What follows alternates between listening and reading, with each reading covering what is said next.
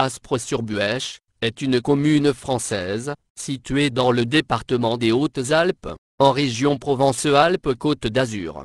Entourée par les communes d'Aspremont, La Forie, et Veynes, Aspres-sur-Buëch est située à 26 km, au sud-ouest de Gap. Elle est située à 750 mètres d'altitude. Le sommet de la commune, la Longagne, culmine à 1492 mètres, sur les crêtes dominant le bois de Saint-Apôtre. Le Buëch, dans sa branche du Grand Buëch, affluent de la Durance, est sous-affluent du Rhône, traverse le village.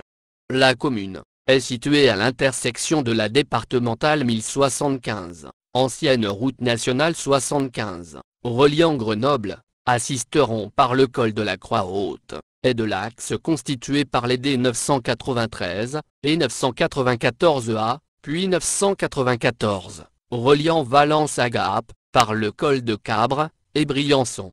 La commune est dotée d'une gare ferroviaire desservie par les trains express régionaux, reliant Grenoble à Gap, TER Rhône-Alpes, et sur la ligne Paris-Briançon, par Valence, mais sans arrêt, en gare d'Aspres-sur-Buëch. La commune est arrosée par le Buëch, ainsi que par le canal des Patègues. Elle fait intégralement partie du bassin versant du Rhône. Le nom de la localité est attesté sous la forme de Aspery, en 1171. Cette commune s'appelait autrefois Aspres-les-Veynes. L'adjectif occitan, aspre, directement dérivé du latin asper, désigne, comme le français âpre, ce qui est dur, rude, rêche, raboteux, au sens propre, comme ou figuré. Un aspremont est une montagne d'aspect rude. Il est également admis que le terme aspre peut signifier terrasse. Les toponymes qui en dérivent sont généralement des hauteurs escarpées. L'appellation sur Buëch fait bien sûr référence à la rivière qui traverse la commune. Le site est occupé, depuis le néolithique, dans les grottes des gorges d'Aniel. Oppidum gaulois, Serre-la-Croix, puis camp romain, montagne des Ayegots.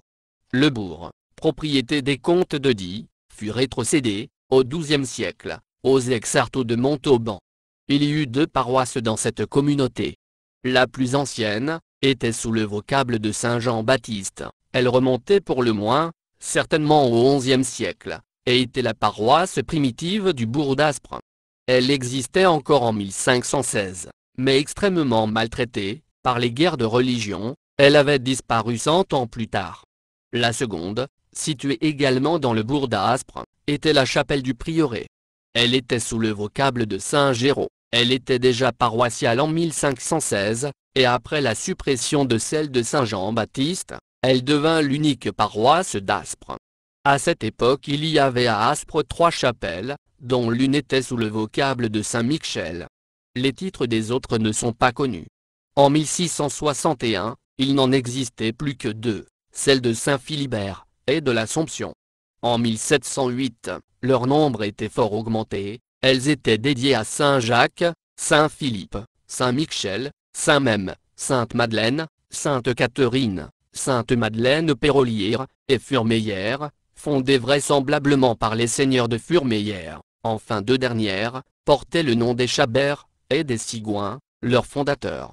Il existait dans la communauté d'Aspres un prieuré conventuel important. Il appartenait à l'abbaye de Saint-Géraud d'Aurillac, et était lui-même, sous le titre de Saint-Géraud.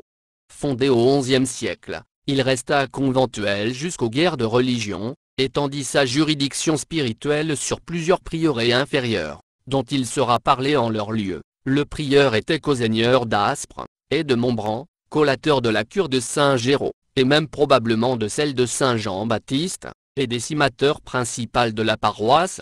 Ruiné pendant les guerres de religion, le prieuré de Saint-Géraud ne s'en releva pas depuis. Au XIe siècle, le monastère de Saint-Géraud d'Aurillac y créa un prieuré, sous le patronage de Saint-Géraud.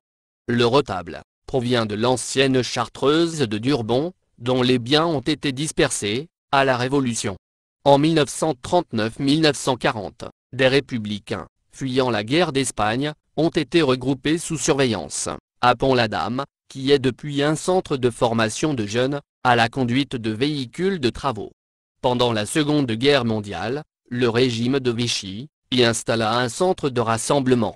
Pour préparer le débarquement de Provence, 2 équipes Jütersburg sont parachutées, les 8 et 9 août, afin d'agir sur les arrières allemandes, et notamment sur les voies de communication. Disposant de 3000 FFI, elles prennent le contrôle de la RN 96, qui permet de remonter la vallée de la Durance, de Manosque à Veynes. Au cours des opérations, suivant le débarquement, les forces alliées franchissent très tôt les premières défenses allemandes, et se lancent dans de rapides offensives de débordement, afin de couper les voies de retraite à la Wehrmacht. Une colonne, partie le 17 août de Villeurbanne, libère Sisteron, le 19 août, et continue en direction de Gap, d'un côté, et vers Crest, de l'autre, en passant vers Aspres-sur-Buech. Un groupe allemand y mène un combat de retardement, mais ne résiste qu'une journée. Le bilan est de 6 tués, et 11 blessés, du côté allié, et au moins 21 tués, du côté allemand. Aspres-sur-Buech est donc libéré le 20 août. Pendant quelques mois, un centre logistique américain y est installé. Lieu et monument remarquable. Le porche de l'église, du XIIe siècle. La tour horloge. Le monument aux morts, des Premières Guerres et Seconde Guerre mondiale, est situé en haut d'une colline, d'où il surplombe le village. La mairie arbore un cadran solaire contemporain, réalisé par les moines orthodoxes, qui ont créé, en 1971-1972, le monastère de la Dormition de la Mère de Dieu, au hameau de Notre-Dame, dans la commune voisine de La Forie.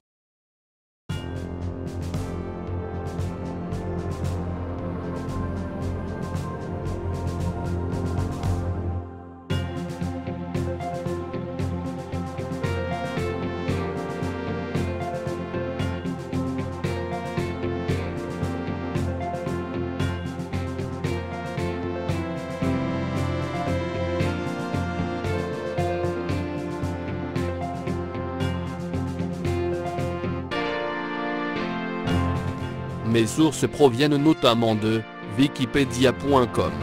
Les images produites proviennent soit de la toile, soit de mes collections personnelles.